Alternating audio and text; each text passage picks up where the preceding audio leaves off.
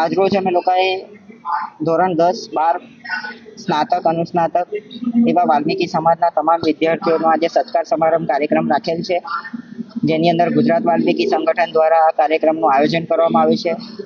છેલ્લા 2015 થી લઈને 2025 એટલે કે 10 વર્ષ પૂર્ણ કર્યા બાદ હજારો વિદ્યાર્થીઓને આજે શિક્ષણની અંદર આગળ ધપાઈને એનું ભવિષ્યને ઉજ્જવળ બનાવવાના પ્રયત્ન રૂપે અમે લોકો કરી રહ્યા છે. સમાજને પણ એક નમ્ર વિનંતી કરીએ છીએ કે આવો સૌ સાથે મળીને સમાજને એક નવી દિશા તરફ લઈ જવાનો પ્રયત્ન કરીએ.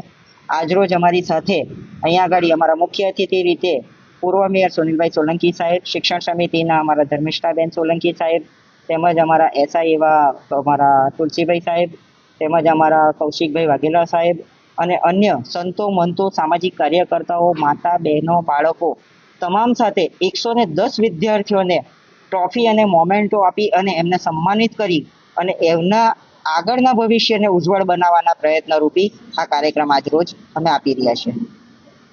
મારું નામ દીપક સોલંકી, ગુજરાત વાલ્મીકી સંગઠન, વડોદરા શહેર પ્રમુખ.